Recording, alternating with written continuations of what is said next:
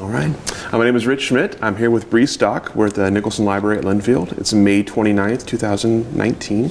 And we'll start you off by asking you, why wine? Why wine? There is so many answers to that question. It wasn't always wine, I guess.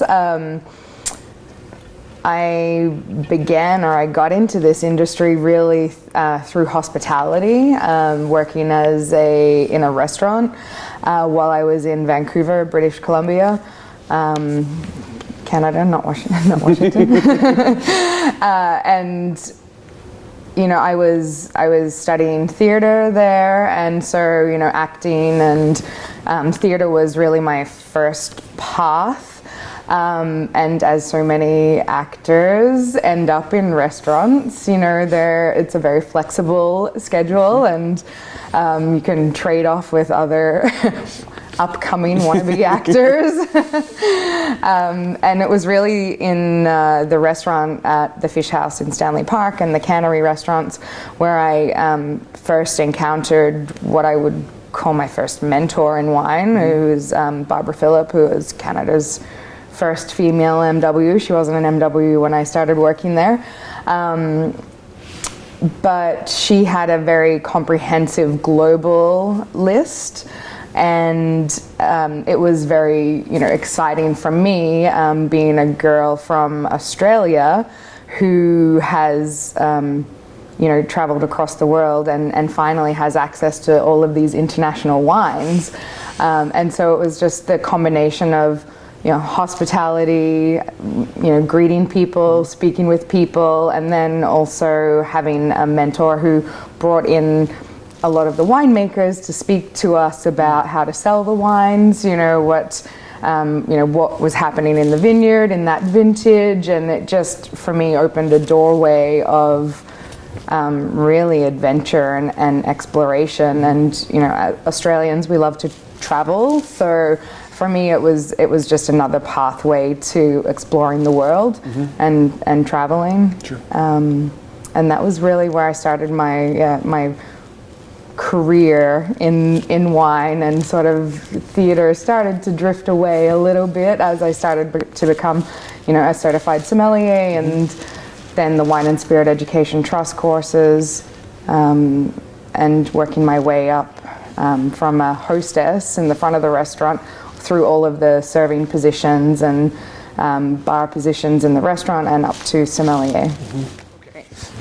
Was there a motivation behind that education? Was there a time when you decided, I'm going to do wine, I need to get more educated in it, or did it just kind of happen naturally? It just really happened naturally as a way to further understand where wine came from, the history of the global wine regions, the classics, typicity of wine styles, typicity of place, you know, winemaking. For me, it was just really a fascinating beverage that spoke to, you know, each year is different, so you get a snapshot into the year, you get a snapshot into the culture of the people, a snapshot into that economy, the history of a region, you know, the food of a region. I love that phrase, you know, local, you know, that think local if you're pairing wines, you know, what grows local, so. Sure. So once you started down the path, take us through the path from sort of discovering wine in Vancouver to how you got to where you are now. Yeah, I probably didn't discover wine in Vancouver. I am Australian. That's fair point. Sorry, inspired by wine. Yeah, inspired by wine in Vancouver. Yeah, I mean, you know, in Australia, I guess I was focused very much on Shiraz and some of those varieties, and I also was, you know, my mother and I, you know, the legal drinking age in Australia is 18, so my mother and I would go for weekends away traveling to wine regions. So I spent time on the Mornington Peninsula and the Yarra Valley, so I had a interest from my mother drinking wine, and that connection there. And then when I got to Vancouver, just seeing the diversity, because Australia being one of the largest wine production countries, really didn't export or import a lot of wines. They also have high import taxes on wine. So for me, when I got to Vancouver, it was just a treasure chest of what was available from all over the world. And when you have a curator of a wine list who is so exploratory and diverse and confident, and also has a background in the arts and literature, you end up with a very complex wine list that you can sort of study and take your way through each country around the world. And so for me, learning the history of Italy and how that's different to France and Spain, and all of the factors that impact their wine industries historically play out in the glass in front of you. And so for me, it was really just chasing wines down the rabbit hole. Every region, every country is just a rabbit hole, and that's really what I fell in love with. You just travel constantly in wine, and you don't even have to leave your backyard, really. So as you were working towards becoming a sommelier, what were were there sort of seminal experiences for you where it was like, I kind of understand this, or I kind of get this, or this is what I want to do for the rest of my life, kind of thing? Or was there a moment when you just decided wine is it? I guess I probably have an obsessive personality, and so it was just everything started falling away once I started. The Wine and Spirit Education Trust programs really start taking you through the steps very logically. And so while you start as a beginner trying to understand red wine, white wine, and the major grape varieties, the noble varieties, you accelerate quite quickly through the program.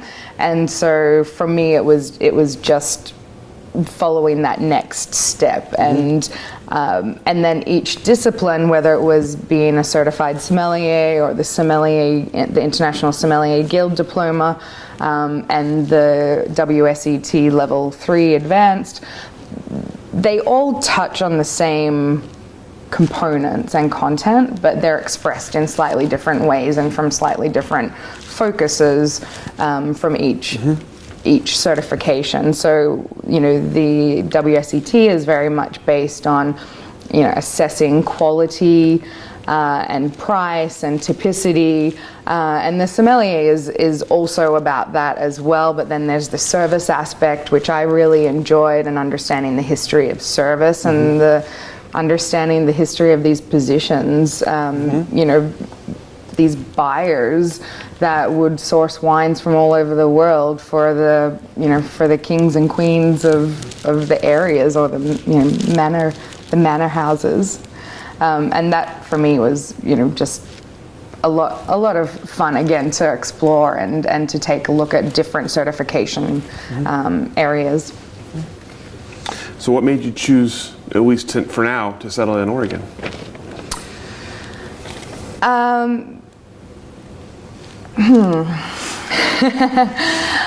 For me, Oregon is a dynamic industry. It's still relatively young. It's only 50 years old, and it's still quite small.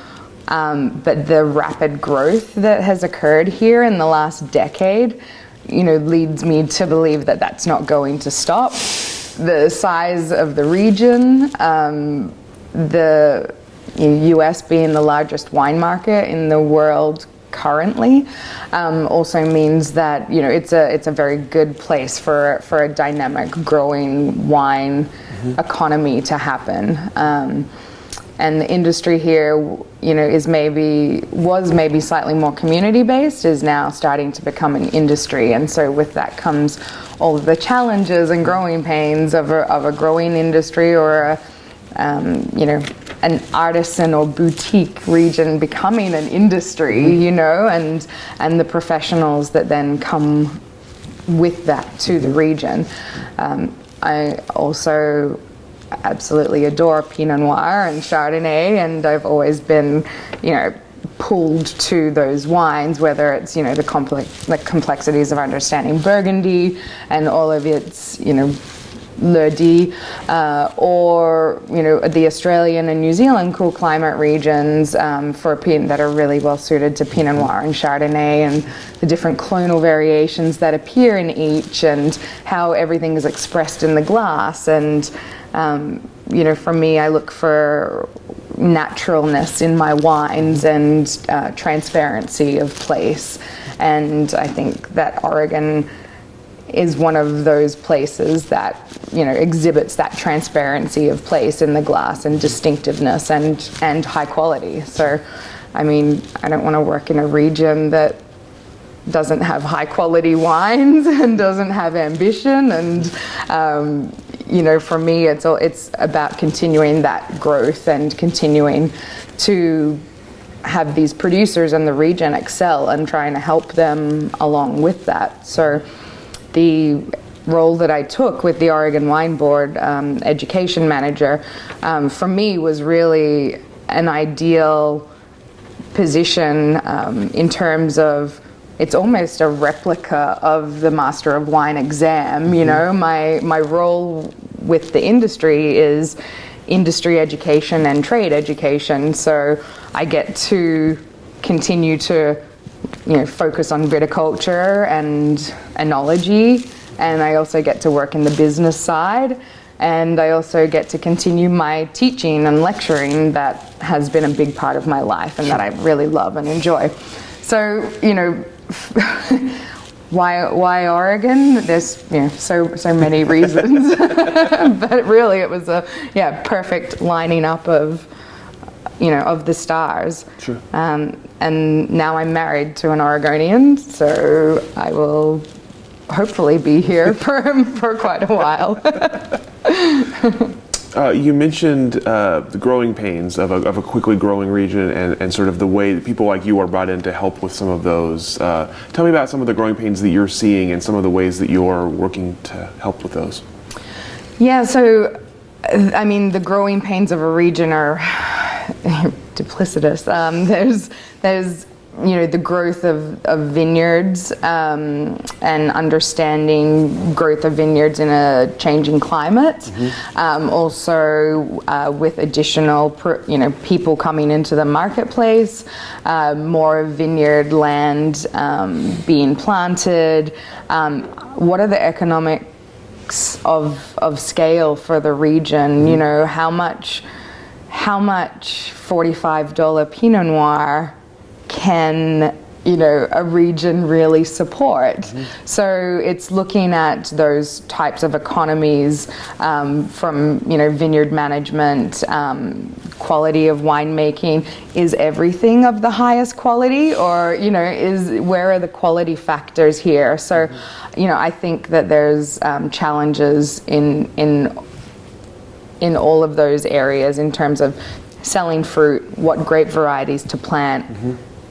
Should there be such a focus on a single variety? You know, there's not too many places in the world that are dominated by a single variety, and is that a safe bet? I mean, there's a lot of instances, or, you know, that you can link to that suggest that there should be more diversity. So trying to bring up some of these observations and cautionary tales, and getting people to think about diversifying maybe not only their vineyards, but their winemaking styles, their price points, their channels of distribution. You know, Oregon is very heavily focused on local direct-to-consumer sales. That's a challenge when your state isn't a very highly populated state, and Portland, the Oregon business isn't particularly friendly to big business. So how do you tap into the markets north, and how do you deal with consolidation of distributors? How do you continue to make high quality wine when you're getting more fruit on the vine because of good vintages, better farming practices? You've now got more wine in the cellar to sell. How is everything keeping up with the status quo of what the region was created on? And if it's not, then how do you try to get it focused again or diversify? It's a lot. It's a lot to think about. Yeah, it's a lot. Also, the challenging labor climate. I mean, how difficult is it to get pickers, in a place where, the average person here doesn't want to be a grape picker or work in a vineyard. So it tends to be, a little more transient, or how does that affect the industry? How is the labor market affected when everything is a single grape variety that ripens at the same time, and you're getting a diminished number of labor force? These are all things that you need to think about in a growing industry. Is it going to continue to satisfy just one price of single grape variety? Sure. Do you find that a lot of what you're working on is, are you taking it to the wine industry and kind of educating, or are you responding to questions and issues that they bring to you? I think both. I bring a lot of global perspective from my work in Australia, and also spending a lot of time in London and in Europe, importing wines from Europe and understanding their quality standards and pricing.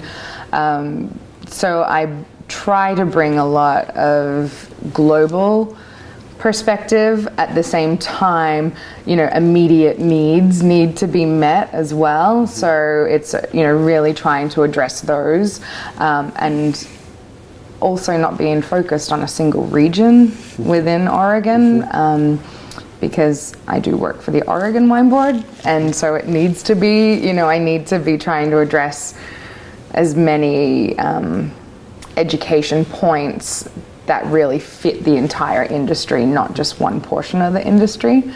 That said, high tides raise all ships, and so you sort of, you need to have an ambitious, education curriculum.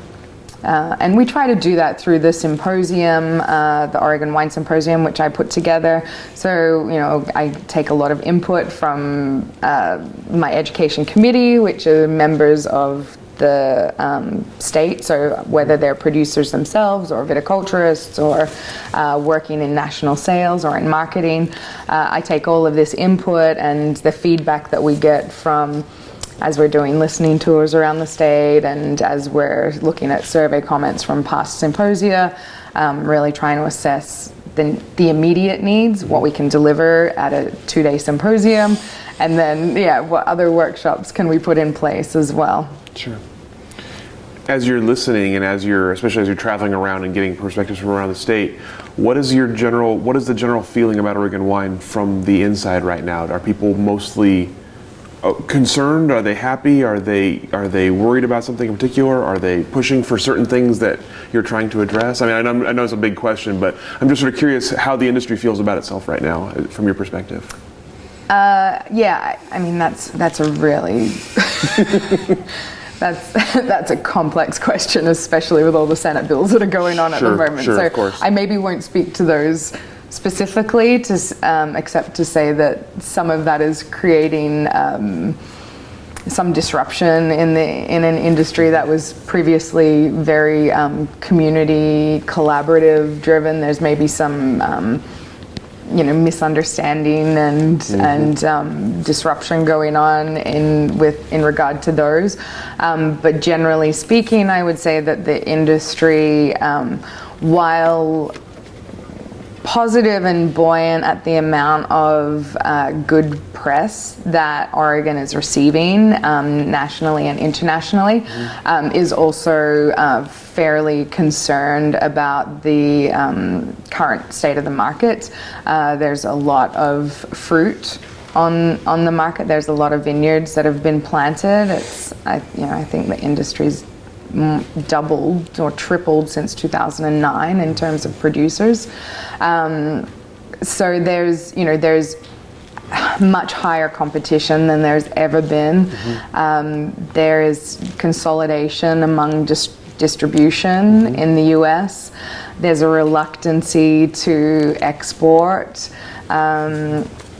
So for me, I find that there's still positivity definitely here, and excitement around what could be done. It's just also trying to deal with some of the day-to-day realities of selling fruit, selling grapes, and selling wine. And how do you keep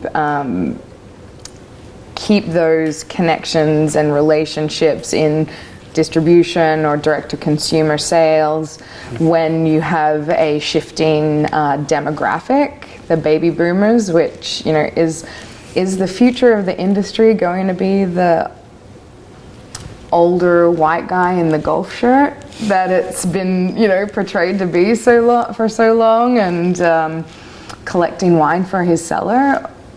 At the moment it suggests not. So how, that's a change that the industry has to really address and deal with. And the industry needs to become more dynamic, a little more responsive, think more creatively, and look outside itself a little more.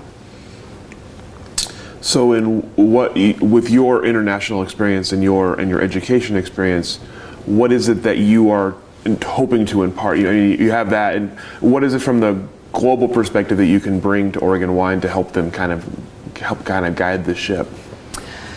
I'd like to see the industry have a better understanding of quality and price ratios for the market. I'd like to see a better understanding of needing to be globally relevant, not just domestically relevant. And as I think we're seeing that sort of dynamic, that change happening in how many vineyards there are planted and how much fruit is out there, there's going to need to be some rationalizing of brands and styles within the domestic market. I would like to see a little, more perspective given to the whole of Oregon, and how do we, as a state, raise quality levels, continue to get messaging out, be perceived on the global and national market as more than just a single grape variety. These are going to be important things in the future, especially if favor turns away from said grape variety. Sure. So I want to talk a little bit about your personal kind of education experience as you've gone through sommelier education, Master of Wine education, all the WSET. Specifically about the Master of Wine, I'm kind of curious what the process was like for you and what the benefits you feel like you've gotten out of that. The process was harrowing, and I think it's the one. I mean, there's probably others, but it's the one program that you learn so much about yourself and how you respond to certain pressures and how tenacious you are, and it's a very big commitment. It's such a comprehensive program in terms of the depth of understanding that you need to have in every discipline of the wine trade and of the wine industry. I'm coming from a sommelier background, and a sales background. You know, I was a national sales manager. I was a buyer for restaurants, a buyer for an importer portfolio. So from that perspective, I guess my palate was probably pretty sharp going in, having a lot of knowledge of international wine regions and of quality for tasting. So the 36 blind wines that you need to assess is definitely a big part of the hurdle for that most people really struggle to pass, and that's probably where the majority of people get stuck in the Master of Wine exam, is struggling with timing. You have less than 2 minutes to be able to assess and define and know what the wine is and talk about the vintage, grape variety, winemaking, place of production, and market considerations for the wine. So it's a very in-depth, and you need to be able to assess very quickly and have very good deductive skills and critical thinking. So that for me was a real pleasure. I enjoyed that because it was just turning up the volume on almost what I had done my entire life, but understanding viticulture and enology at that level was something that I hadn't, I understood the basics of winemaking, malolactic fermentation, and all of the basics and different styles of creation, but I didn't understand the science behind it, and the thousands of different root stocks and when they should be applied, and all of the other considerations that go into designing and building a successful vineyard. Assessing a region, assessing wine in barrel versus wine in tank, and how you process it when it comes in, how to bottle and handle finished wine, quality control points along the way. QA QC was probably the worst paper I've ever written. It's so boring, but so important. So all of the production side was a learning curve for me, and then it changes, depending on the region and where you're going to school. And so, Roseworthy in Australia, obviously a very big, important winemaking university, the same as Davis in the US, very technical, so very, I could get from Australian winemakers and for the most part US winemakers a very technical assessment of making wine and all the points that I'd want to check along the way in terms of chemistries that won't lead to spoilage. But then moving to the old world, or Europe, is a completely different construct where they're dealing with tradition, and a lot of them have just learned from winemaking from their parents or grandfathers. And then universities like University of Dijon and Bordeaux, and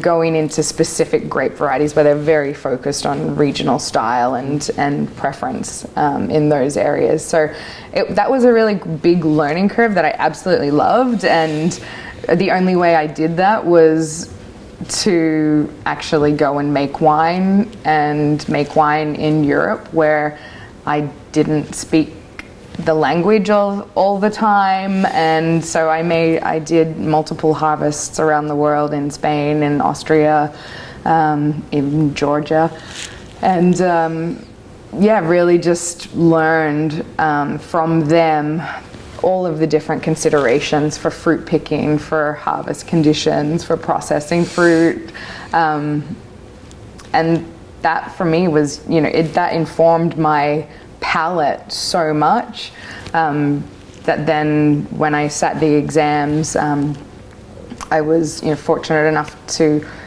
pass both my theory and practical the first time I sat. So it was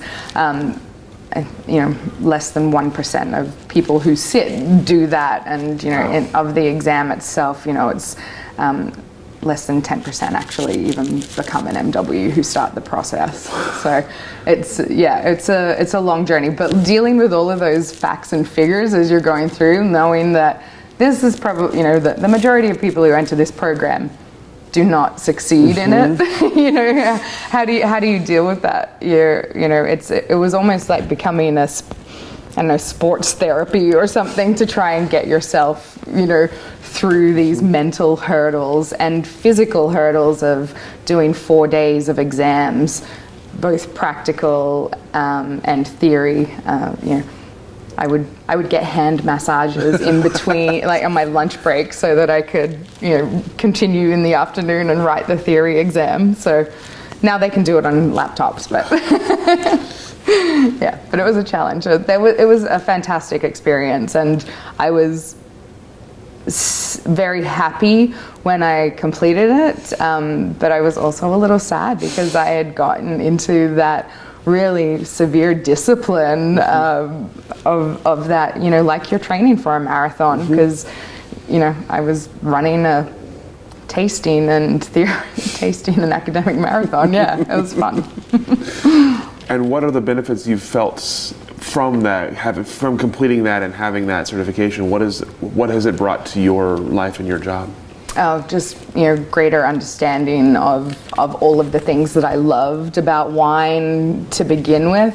Also some greater frustrations about seeing those present in the glass and things like that. But also just the amazing network of masters of wine that I have around the world, and master sommeliers. We're very, very similar in our disciplines. So having that community has been an absolutely fantastic and benefit that I really, really cherish in my life. The ability to drop into wine regions and have everything, it's like the Wizard of Oz, or that curtain comes aside and you can talk about everything to everyone. So it's been that entry and gateway to the thing that I love most and enjoy most in life. And then so Master of Wine has given me that access point and a support network of other cork dorks who who are completely obsessed with this product. You mentioned traveling around and working in various regions to get a grasp on these things. Were there particular experiences or particular places you visited that were of some special importance to you, or memories you look back on as kind of incredibly exciting or happy or?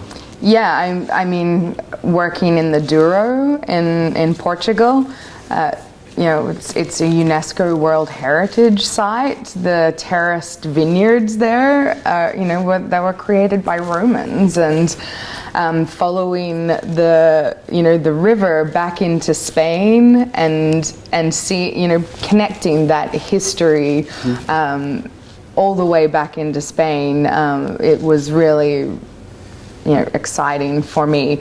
All of the grape varieties that are in the Douro Valley, the style of wine that was created, port, pre-refrigeration, it was wine that had to be stable enough to get across to its major market, which was England.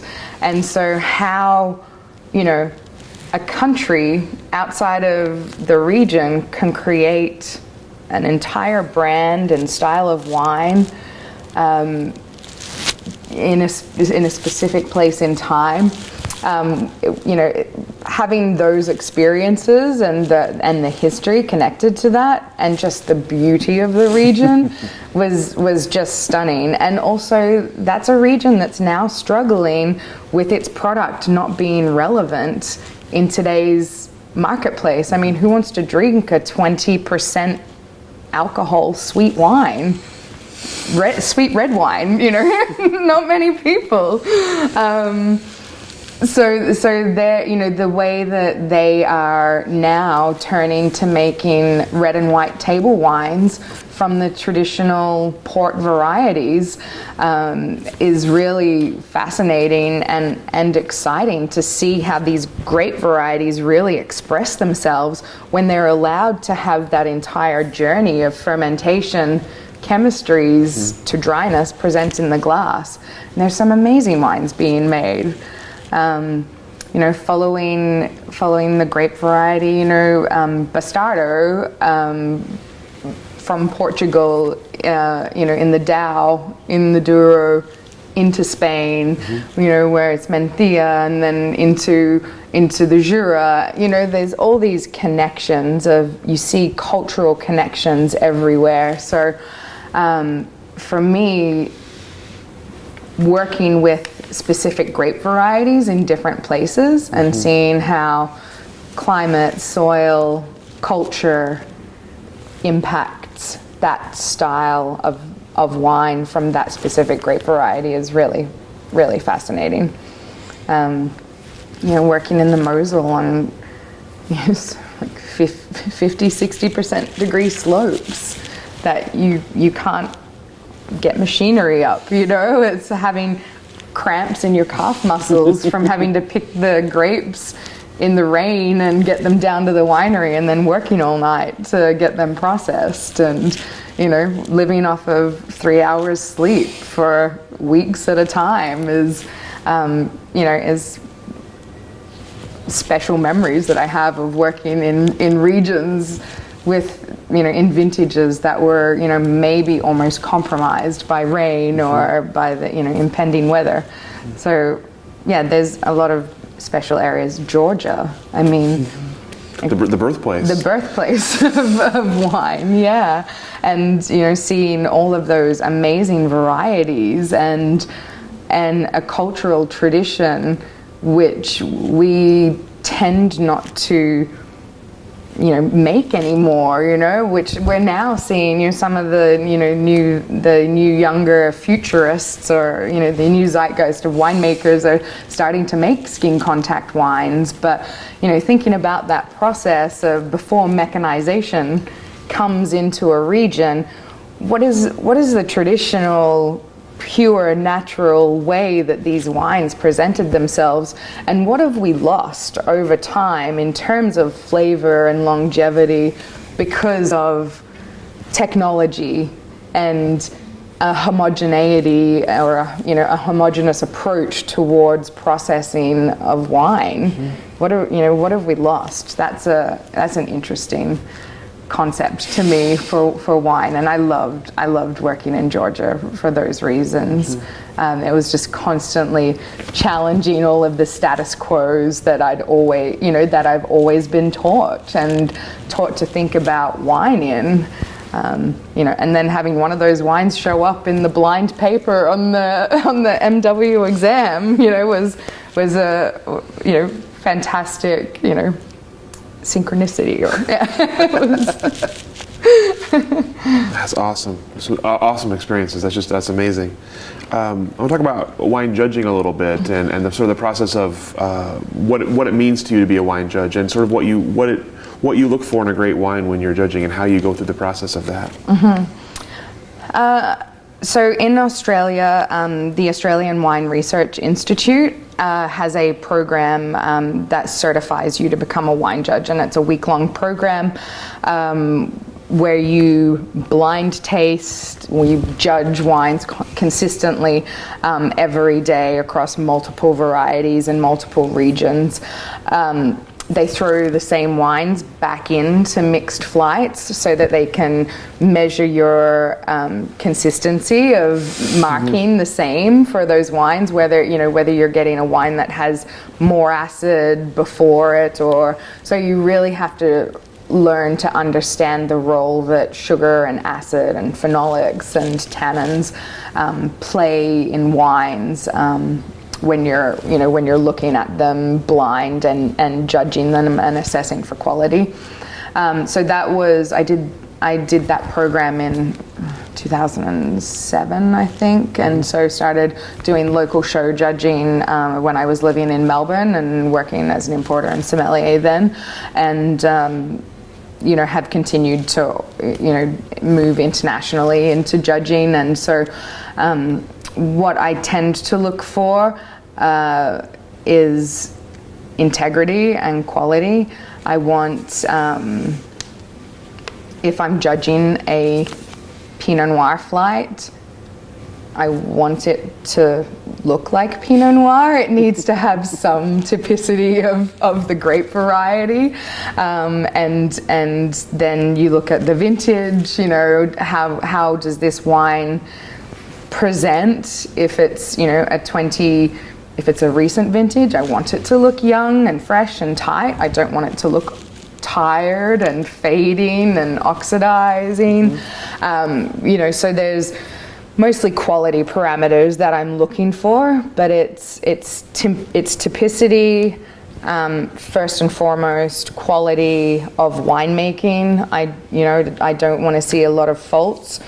A little fault can be complexing and compelling in a wine that is complex, but not in simple, everyday sub $10 or sub $15 wines. So it's understanding, the complexities of what you're going for within a category, within a vintage, within a grape variety, and then understanding winemaking ambition behind that. We've gone through the phase where there's been very big high alcohols, a lot of new oak in wines. They're really difficult to judge, and there can be a tendency in wine judging, because you're tasting up to 140 wines blind a day. There can be a tendency to overlook the more delicate, ethereal wines in a flight, and perhaps mark up the high, the more approachable, more obvious wines. But I feel like now there's enough. Knowledge out there about the cautions of doing that people spend enough time within the bracket to really assess, is something actually delicate and complex and detailed, or is it just maybe not so ripe or like lower quality? Do I need to be giving a high score to a wine that is really only showing me sweet fruit, alcohol, and oak? Well, where's the complexity in that? Where's the typicity? Where do I expect this wine to go? So it's about judging within the category for price point as well, and then mostly style considerations. But I love judging internationally when I get to see other regions. I love judging at TechSom. I don't, apart from decanter, I don't think there's another judging opportunity globally that puts so many of the highest quality, highest qualification professionals in a room to judge together. And,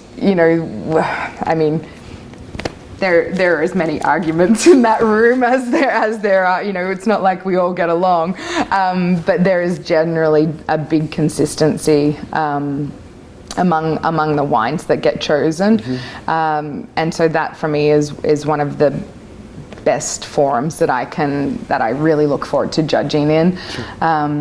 And seeing other regions and how they're performing. It gets me outside of Oregon, which is important. I don't like to be here in Oregon for too long, looking at only our own wines.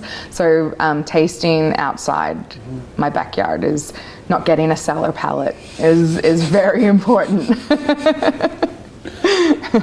I'm curious when it comes to judging. This is an ignorant question on my behalf, but I'm curious if you're expected to judge the wine, the grape, or are you expected to judge the winemaker? Or is the idea the complexity coming from the winemaker, Or is it coming from the grape itself? Well, I mean, it comes from both. You can't take winemaker out of the equation. I mean, when they pick the grape is the first instance of, winemaker intervention. And so there,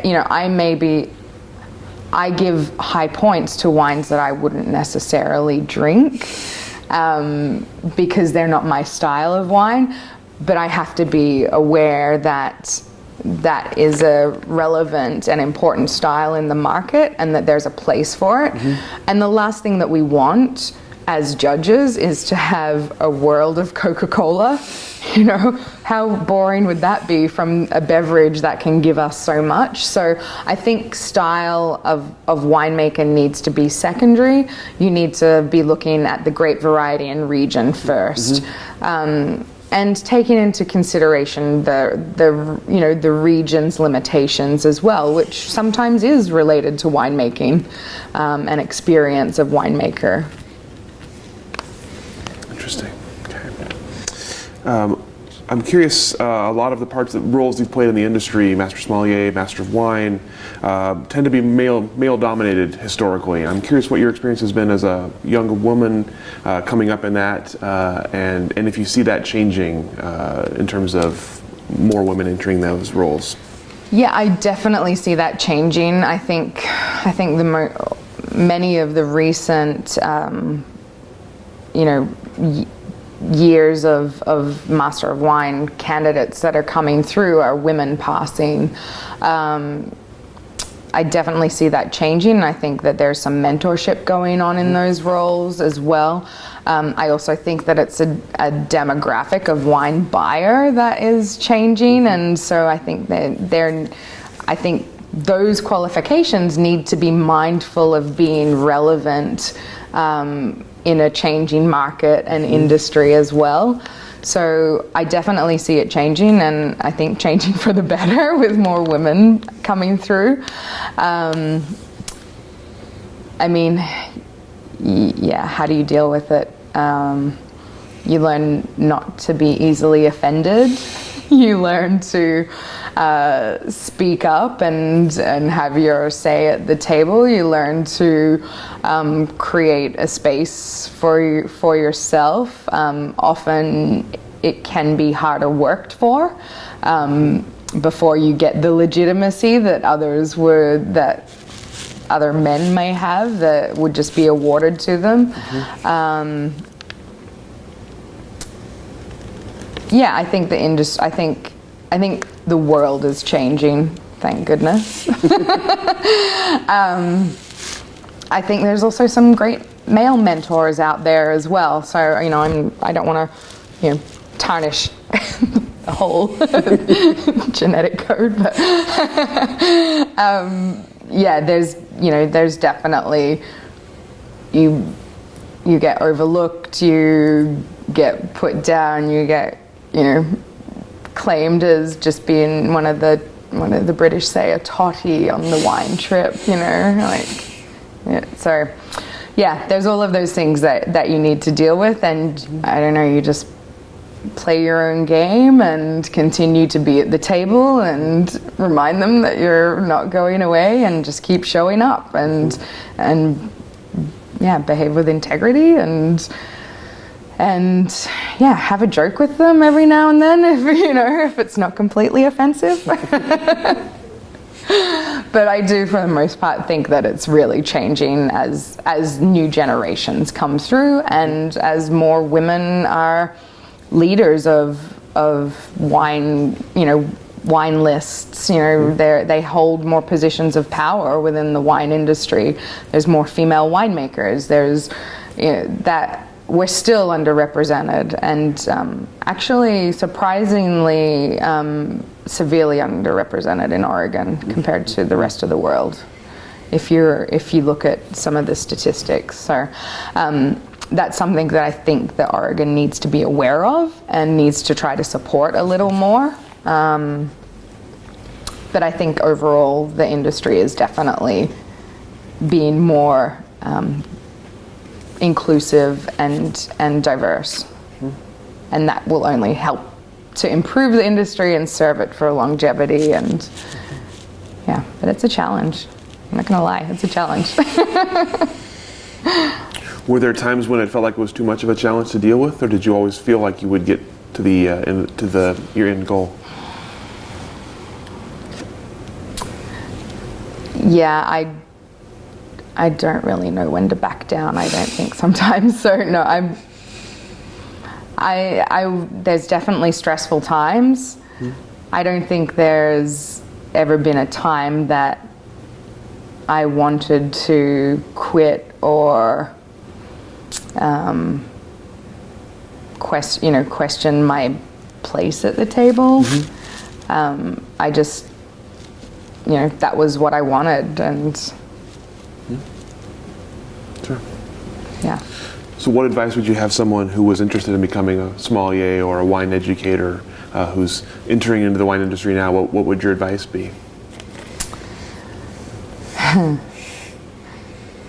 Be global. Taste widely. Be objective.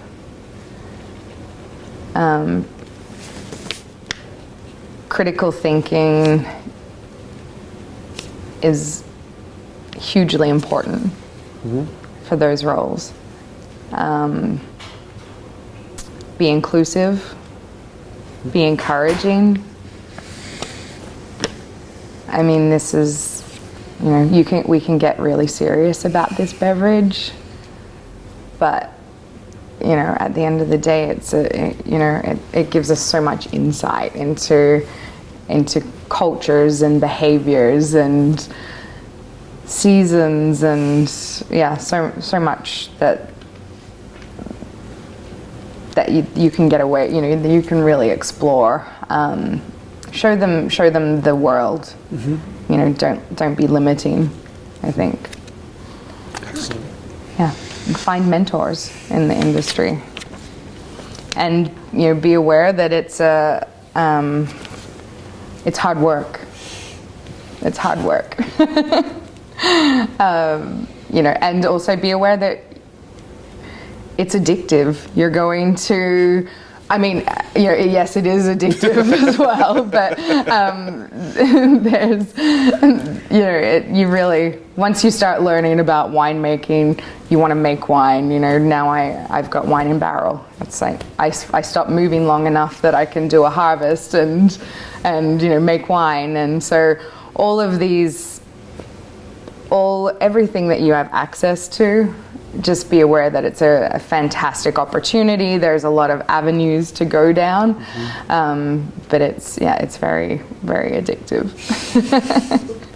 It's a great business, you get to deal with a lot of amazing people, a lot of generosity, but it's hard work and it's not well paid.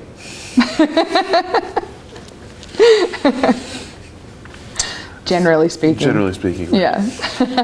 You have to do it because you love it. I think you can see in wine when people aren't connected to it and when they're going through the motions. And I think there needs to be a genuine love and commitment to making good wine, to growing good wine, to selling wine, to teaching wine, and having, an understanding of all of that, keeping that in mind. Be humble. As with everything. Humility gets you a long way, yeah. So we talked a lot earlier about some of the things you're seeing in the Oregon wine industry now, some of the things that you're working on. With all that in mind, what do you see the industry looking like in the next 5-10 years? What do you see coming down the road? What are the changes that you are anticipating? Or no changes, I guess. I'm sure that's going to happen. Yeah, no, I think change is already here. Yeah, we are seeing more outsiders coming into the industry. They bring with them a lot of business perspective and professional perspective from different regions that make more diverse wines. I think that we're going to see an expansion of price. Well, I hope that we will see an expansion of price points to market. I hope that we will see growth to the point that we can be more globally relevant. I hope that the industry responds to that. I think that there is going to be, we're already starting to see a shift of focus to other grape varieties, not away from Pinot Noir, just an understanding that we know that Pinot Noir grows here, and we know some great sites for it. I think that that is going to continue to define itself. I think that we as an industry need to help define some of those quality standards for Pinot Noir, whether that's by AVA, or I think that some of these AVAs are going to realize that maybe that's not the best grape variety for them, and possibly return to some of the other white varieties that were planted. Or what's exciting is all of the diversity in clonal material and grape varieties that are now available through FPS and the nurseries systems that you can really bring bring diversity into the vineyard, bring diversity into the AVA, and I think that we're going to start to see some more grape varieties appearing, and I think that'll be beneficial for the industry, not only for visitors to wine country, but also for distribution. I think more food friendly, slightly lower alcohol wines. There is a trend away from less drinking.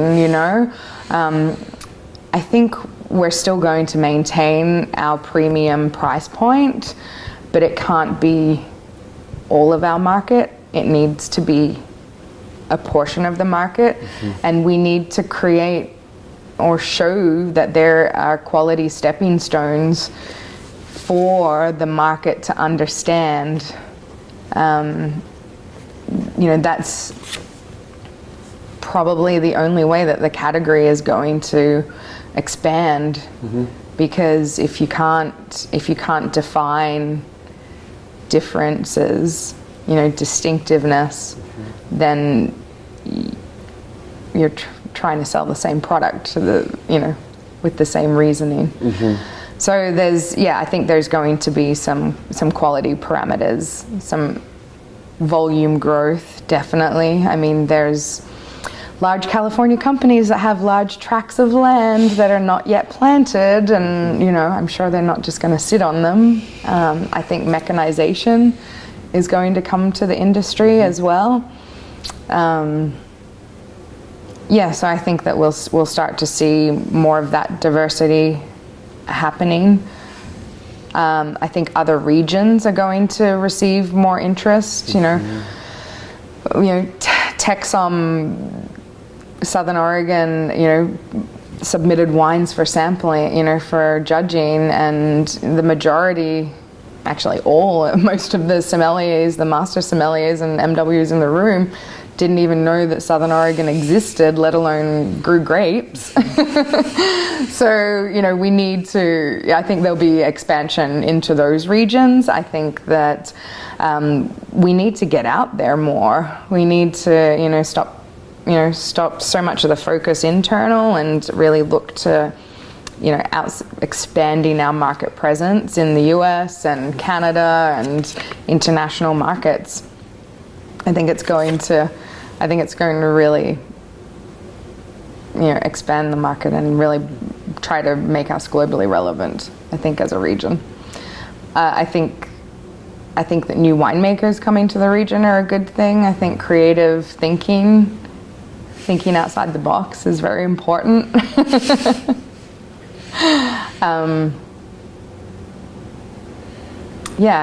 I think also environmental causes are going to come up.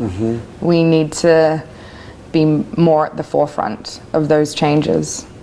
I think we have been in the past, and I'm not sure if we're keeping up necessarily. So I think that we just need to be, there's a lot of things to try to keep up with and try to learn, and I think that, we need to pick out a few key targets of what can really impact our place for quality wine and for quality production in the world.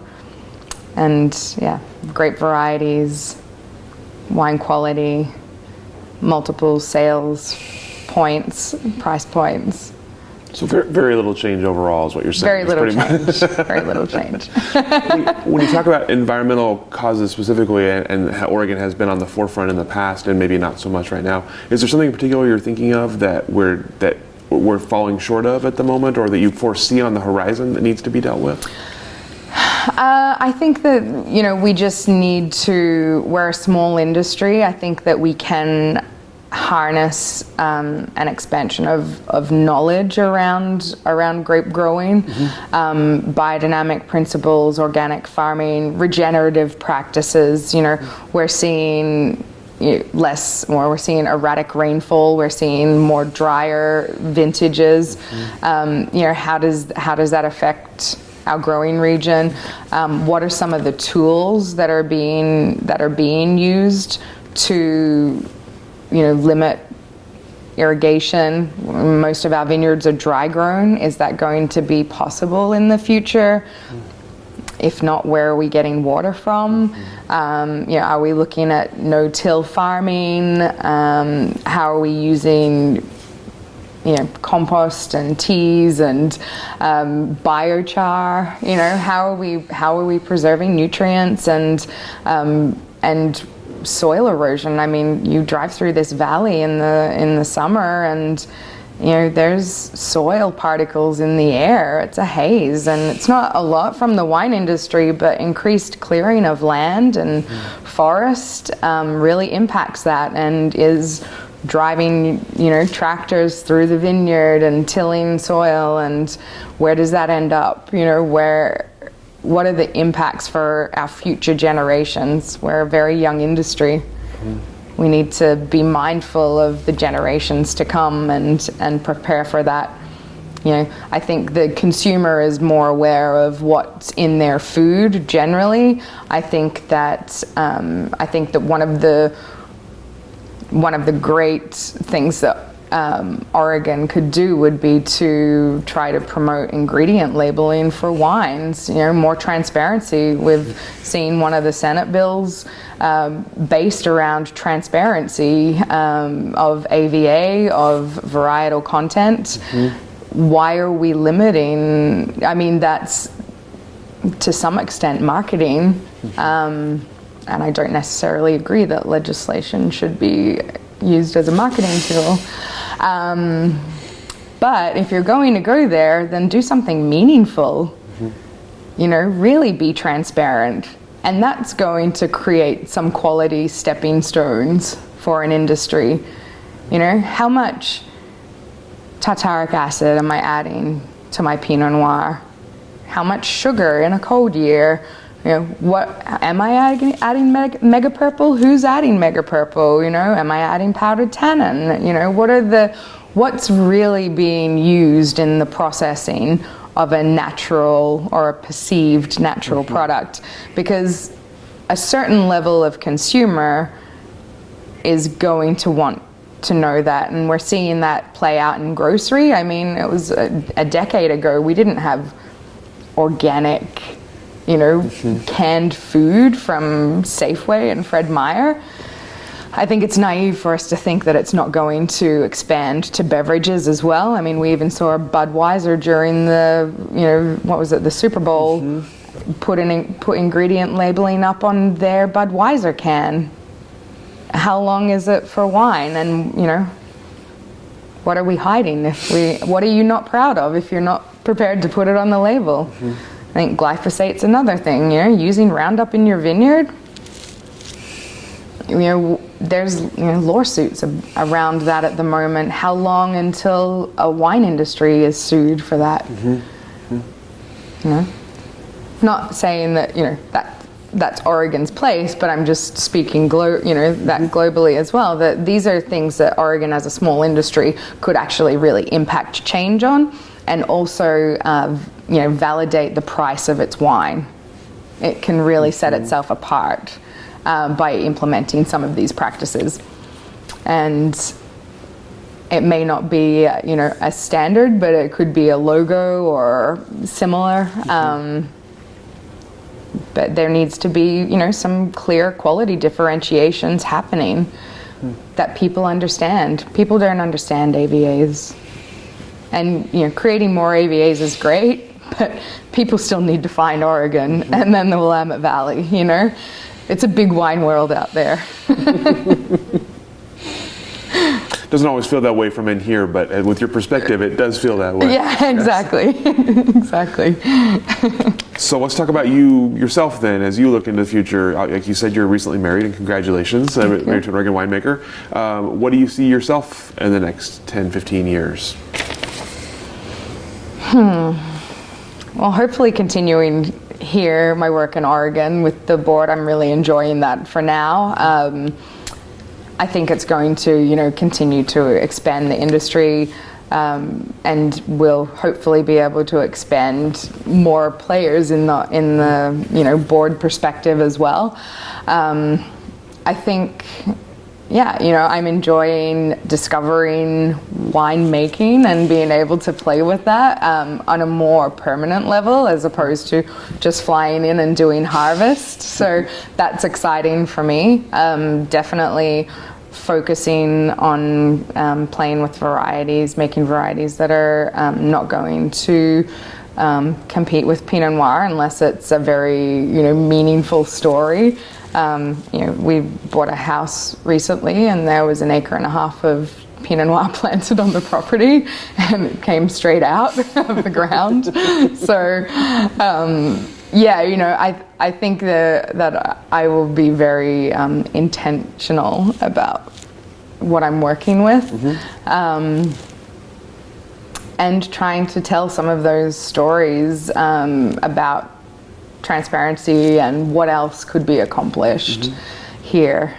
Finding some, other AVAs for different grape varieties is something that is appealing. Expanding the clonal selection of Pinot Noir, expanding the diversity of the region, making the region, trying to make the region a little more viable, as it continues to grow. Definitely playing around. I would like to also continue to make wine in other regions as well. So I don't know how that works, but in an ideal world, I am Australian. I could maybe do both harvests and create some wines that way. I have good friends in Spain and Italy, and would love to, do some collaborative work and share some of that, the cultural experiences and bring in some of those. We'll see. There's lots to contemplate and play with, but playing with more varieties is definitely something that is of interest to me. I think that we have some really promising varieties in Southern Oregon and in the Gorge as well, and I think some of those varieties are starting to make their way into the valley, into the Willamette Valley. So that's exciting, and just seeing what elevations can be planted, what new sites within the Willamette Valley are suited to different grape varieties. That way AVAs have meaning. If you're an AVA that makes amazing Menthea or Trousseau Noir, Cabernet Franc, Vermentino. I love some of the Italian wines that are coming out of Southern Oregon. That diurnal temperature shift down there is really great for preserving the acidities in these natural acidic varieties. Vermentino and Sangiovese and Barbera and Malbec. I think they're making some, there's some really fun, exciting wines coming out of those regions down there. I'd like to see the same begin to happen up here, where we're seeing some interesting clonal selections coming through from Chardonnay, Some of the original founders are, now playing around with grape varieties other than Pinot Noir and Pinot Gris and Chardonnay. So I think I think I'll continue to try to, find vineyards who are planting or encourage growers to work with multiple varieties. Hedge their bets a little more. If you're not, if the vineyard isn't producing amazing Pinot Noir, then let's consider other things. Let's consider other things that you can still get a high price point for. I would like to see site specificity and AVA specificity for grape varieties within the region.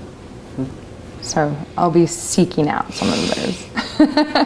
So if you don't mind me asking, if it's not a trade secret, what did you plant instead of Pinot Noir on your land? We didn't plant anything. Oh, nothing yet. Okay. No, nothing yet. Okay. Yeah, it's for us. It's more important that the current farmers and growers out there are going to be sustainable as a business model. So we would rather work with them to transfer across graft over to other varieties that will pay them the same as Pinot Noir for. I don't see any sustainability in plummeting, Pinot Noir prices because there's a glut on the market.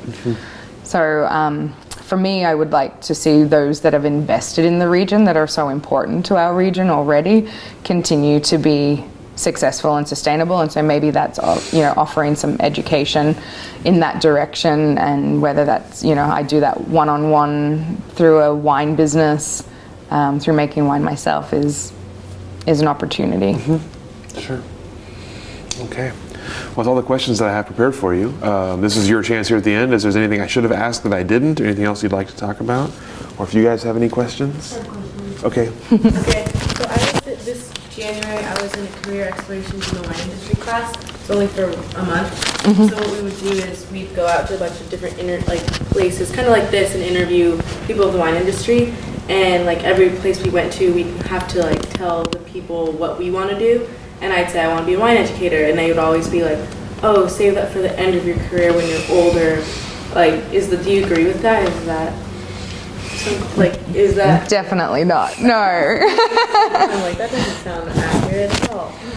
No, I mean, the industry is growing. We are attracting more people. I don't think a wine educator position is an end of your career position at all. I think as our AVAs continue to grow, I think we'll see more educator positions popping up in AVA positions. I think as the consumer interest in wine, in fermented beverages in general continues to grow, I think that we'll see a need for wine educators for consumers as well. I mean, you look at Napa Valley, and there's I think nearly every winery has a wine educator. I think these are all stepping stones into a more focused education career as well. There's WSET expanding here. Our industry needs professionals and education, wine education, when we're a wine region that focuses on direct-to-consumer sales and selling wine. I think, if anything, educators are going to become more important in the industry. Thank you. Yeah. Yeah, stick with it. Yeah. They're from the old generation. Just tell them they're out of touch.